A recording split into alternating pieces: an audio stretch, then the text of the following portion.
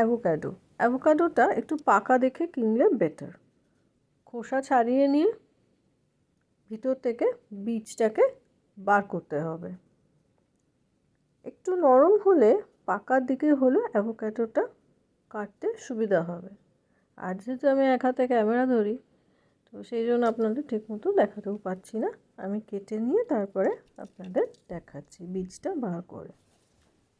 এবারে দিয়ে দিলাম পাতিলেবুর রস, অল্প একটু, অল্প নুন দিলাম।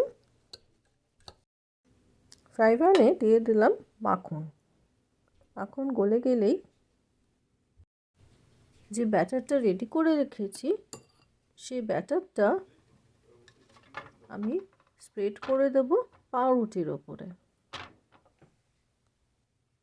পাউরুটি দু পিঠ ভাজা হয়ে গেছে।